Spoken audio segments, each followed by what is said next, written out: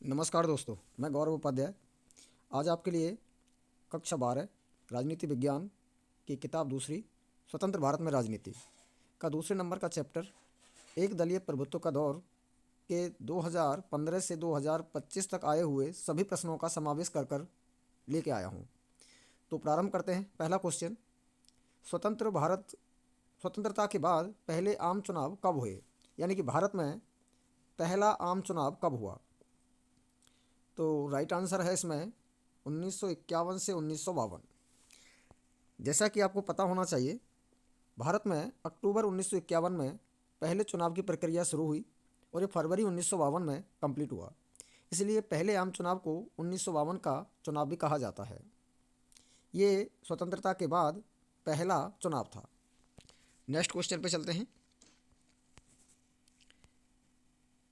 पहले आम चुनाव में किस दल को बहुमत मिला।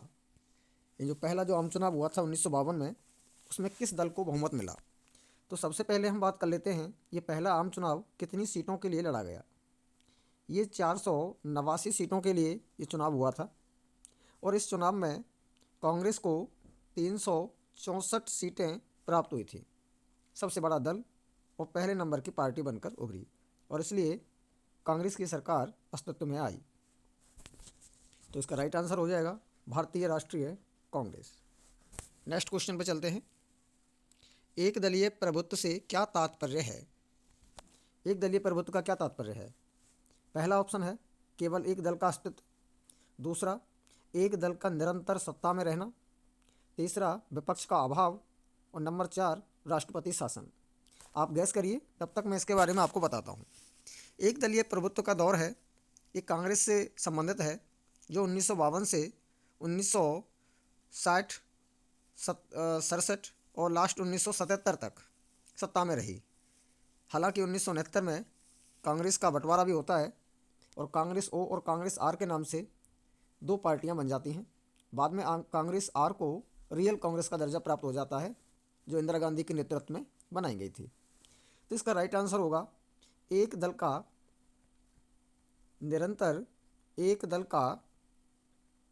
निरंतर सत्ता में रहना, अर्थात कांग्रेस के संदर्भ में ये बात कही गई है।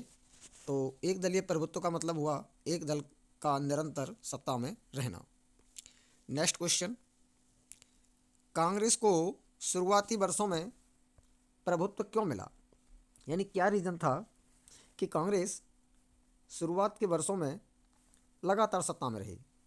तो पहला ऑप्शन है स्वतंत्रता आंदोलन की विरासत, ऑप्शन नंबर 2 संगठनात्मक मजबूती, ऑप्शन नंबर 3 व्यापक जनसमर्थन और उपयुक्त सभी। तो इसका राइट आंसर होगा उपयुक्त सभी। ऊपर दिए तीनों ही कथन इस बात की पुष्टि करते हैं कि कांग्रेस को शुरुआती वर्षों में प्रभुत्व मिला था। सबसे पहला कारण समझिए, स्वतंत्रता आंदोलन की विरासत, अर्थात कांग्रेस के जो नेता थे उन सब का कहीं ना कहीं किसी न किसी रूप में भारत के स्वतंत्रता आंदोलन में बड़ा योगदान था। तो ऐसे में भारत के लोगों के मन में इन नेताओं के प्रति विश्वास, आदर की भावना थी। दूसरा कारण लिख रहा है संगठनात्मक मजबूती। कांग्रेस 1885 में बनाई गई थी। हालांकि ये अंग्रेज़ों के द्वारा बनाई गई एक संस्था थी जिसे सेफ्टी बॉल्व की संज्ञा दी गई थी, लेकिन बाद में यही कांग्रेस स्वतंत्रता आंदोलन की सबसे बड़ी पार्टी बनकर उभरी। तो इसका जो संगठन था बड़ा मजबूत था। तीसरा कारण लिख रहा है व्यापक जन समर्थन। अब व्यापक जन समर्थन तो मिलना बहुत ही ज़रूरी बात हो जाती है, क्योंकि जो इनके नेता थे वो लगातार भारत की आज़ादी के लिए संघर्ष करते रहे, यातनाएं झेल गए। तो इन सारे कारणों की वजह से शुरुआती वर्षों में कांग्रेस का प्रभुत्व रहा। नेक्स्ट क्वेश्चन पे चलते हैं। भारत के पहले प्रधानमंत्री कौन थे। इसका राइट आंसर जवाहरलाल नेहरू। आप सब लोग जानते होंगे। इनका जो कार्यकाल है अकॉर्डिंग आपकी किताब 1946 से 1964 तक रहा। ये जो 1964 तक का जो काल है, ये 1964 तक का जो काल है, मई 1964 में उनका देहांत हो गया था। तो ये भारत के पहले प्रधानमंत्री होने के साथ साथ भारत के पहले विदेश मंत्री भी थे। और भारत के पहले विदेश मंत्री और भारत के पहले प्रधानमंत्री होने के नाते जवाहरलाल नेहरू ने भारत की विदेश नीति पर गहरा प्रभाव डाला। इनके द्वारा दिया गया गुटनिरपेक्षता की नीति, जो आज भी ज़्यादा प्रासंगिक तो नहीं, लेकिन उसे भुला भी नहीं सकते। तो इस प्रकार हम समझ सकते हैं भारत के पहले प्रधानमंत्री पंडित जवाहरलाल नेहरू जी थे। नेक्स्ट क्वेश्चन, चुनाव आयोग की स्थापना कब हुई? चुनाव आयोग की स्थापना का राइट आंसर है इसमें 25 जनवरी 1950, अर्थात चुनाव आयोग की स्थापना भारत की आज़ादी के बाद हुई थी और यह संविधान लागू होने से एक दिन पहले हुई। जैसा कि आप जानते हैं 26 नवंबर 1949 को भारत का संविधान बनकर तैयार हुआ, लेकिन उसे आंशिक रूप से लागू किया गया। 26 जनवरी 1950 को इसे पूरी तरीके से लागू कर दिया गया। चुनाव आयोग के संदर्भ में कुछ महत्वपूर्ण जानकारी और देता हूँ। चुनाव आयोग के पहले चुनाव आयुक्त तो थे सुकुमार सेन। सुकुमार सेन ये पहले चुनाव आयुक्त थे जिनकी देखरेख में पहला चुनाव संपन्न हुआ था। चुनाव आयोग का कार्य क्या है? चुनाव आयोग का कार्य है मतदाता सूची बनाना, चुनाव करवाना, राजनीतिक दलों का पंजीकरण करना और बहुत सारे कार्य हैं। आप मुख्य रूप से ये 3-4 कार्य याद रख सकते हैं। तो नेक्स्ट क्वेश्चन पे चलते हैं। पहले आम चुनाव में कितने मतदाता थे? यानी जब भारत का पहला आम चुनाव हुआ तो कितने मतदाता थे टोटल? तो इसका राइट आंसर है 17 करोड़। 17 करोड़ मतदाता थे। इन 17 करोड़ मतदाताओं में से केवल 15% मतदाता ही साक्षर थे। इस चुनाव को कराने के लिए चुनाव आयोग ने 3 लाख से ज़्यादा कर्मचारियों और अधिकारियों को प्रशिक्षित किया था। यह जो चुनाव है 489 सीटों के लिए चुनाव करवाया जा रहा था और पूरे भारत में 32 से विधायक चुनने थे, अर्थात विधानसभाओं के चुनाव और भारत की लोकसभा का चुनाव एक साथ हो रहा था। विधायकों की संख्या 32 से थी 3200 और सांसदों की संख्या 489, अर्थात ये पहला चुनाव है जिसमें 17 करोड़ मतदाता भाग ले रहे थे। उसमें से 15% साक्षर थे केवल और 32 से विधायक चुनने थे और 489 सांसद चुनने थे। नेक्स्ट क्वेश्चन पे चलते हैं। उस समय विपक्ष की भूमिका कैसी थी? कौन से समय? जब एक दल के प्रभुत्व का दौर चल रहा था। बात कब की हो रही है? एक दल के प्रभुत्व के दौर के समय की बात हो रही है। तो विपक्ष की क्या भूमिका थी? विपक्ष के कौन से रोल में था? पहला क्वेश्चन है बहुत मजबूत। जी नहीं, गलत है। अगर मजबूत होता तो फिर ये बात ही क्यों होती? कांग्रेस सत्ता में ही क्यों रहती? राइट या रॉन्ग? तो सेकंड है इसमें बिल्कुल नहीं, भूमिका तो थी, ये भी गलत है। सीमित लेकिन महत्वपूर्ण, ये राइट आंसर है। विपक्ष की भूमिका सीमित थी लेकिन बड़ी महत्वपूर्ण थी। चाहे विपक्ष कमज़ोर था लेकिन महत्वपूर्ण जिम्मेदारी निभा रहा था। लगातार सरकार की आलोचना कर रहा था, जो उसका मुख्य काम होता है, सरकार की आलोचना करना, सरकार से सवाल करना, सरकार की योजनाओं के बारे में जनता को बताना, सरकार के द्वारा यदि कोई कार्य नहीं किया जा रहा है तो जनता को अवगत कराना। तो विपक्षी सारे काम उस समय भी कर रहा था। सीमित था लेकिन बड़ा ही महत्वपूर्ण था। नेक्स्ट क्वेश्चन की ओर चलते हैं। भारतीय जनसंघ की स्थापना किसने की? तो भारतीय जनसंघ की स्थापना के संदर्भ में सबसे पहली बात, इसका गठन 1951 में हुआ था और करने वाले व्यक्ति का नाम है श्यामा प्रसाद मुखर्जी। तो इस क्वेश्चन का राइट आंसर हो जाएगा श्यामा प्रसाद मुखर्जी। भारतीय जनसंघ का जो विचार था वो एक देश, एक संस्कृति और एक राष्ट्र का विचार था। भारत और पाकिस्तान को मिलाकर एक अखंड भारत का निर्माण करना उनका विचार था। हिंदी को राजभाषा बनाने के लिए भी उन्होंने आंदोलन छेड़ा। सबसे अग्रणी पार्टी रही उसमें आंदोलन को चलाने के लिए। इनके प्रमुख नेताओं में 3 व्यक्तियों के नाम आते हैं आपकी किताब के अनुसार, श्यामा प्रसाद मुखर्जी, दीनदयाल उपाध्याय और बलराज मधोक। हालांकि 1980 में यही जनसंघ आगे जाके बीजेपी बन जाती है, जो वर्तमान में सत्ता में है। वर्तमान में तो हालांकि एनडीए की सरकार है, गठबंधन की सरकार है, किसी भी दल को स्पष्ट बहुमत नहीं मिला है। वह एनडीए जिसका गठन 1998 में स्वर्गीय श्री भारत रत्न अटल बिहारी वाजपेयी के द्वारा किया गया था। नेक्स्ट क्वेश्चन की ओर बढ़ते हैं।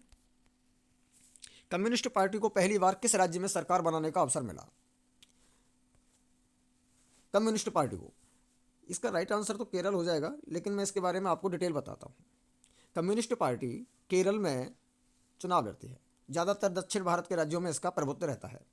ये जो कम्युनिस्ट पार्टी की जो विचारधारा है ये सोवियत संघ से हमारे यहाँ ग्रहण की गई, जिसके जन्मदाता कहे जाते हैं कार्ल मार्क्स, जो जर्मनी के थे।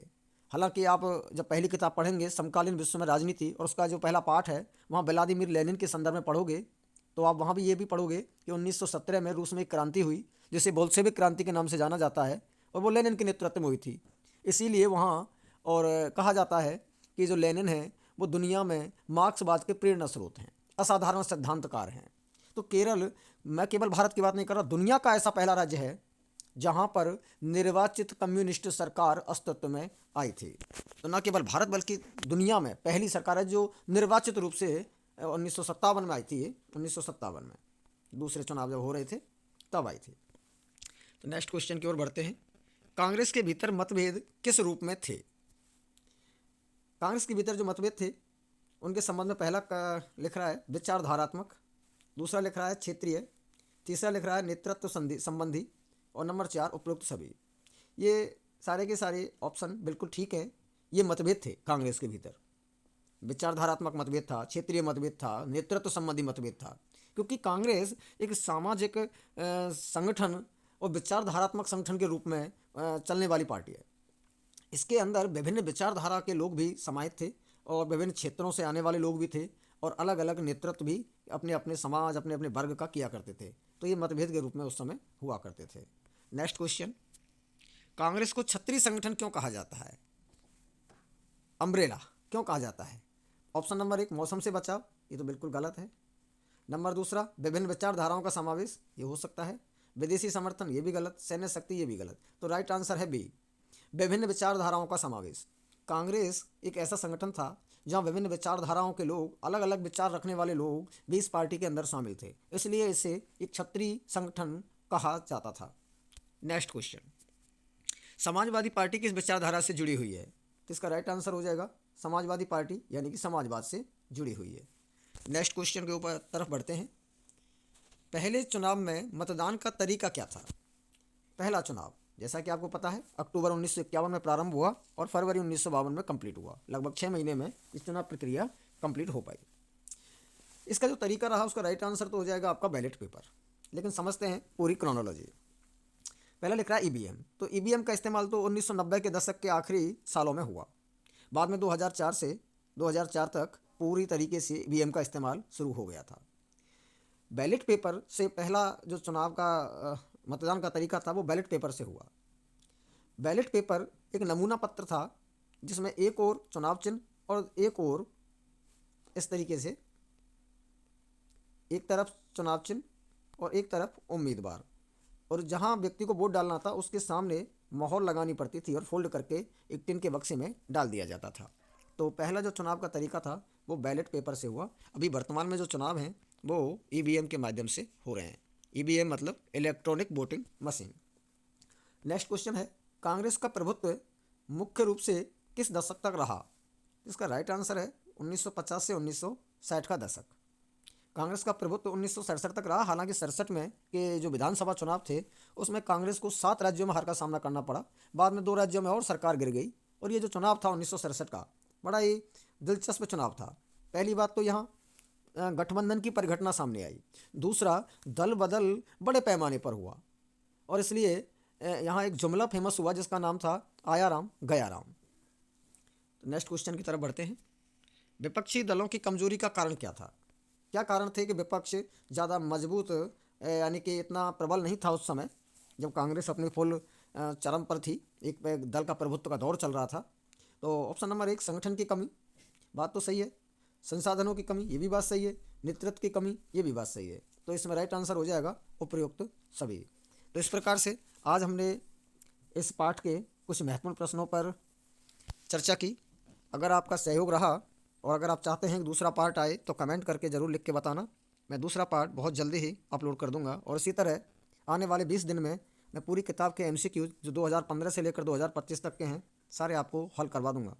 थैंक यू, धन्यवाद।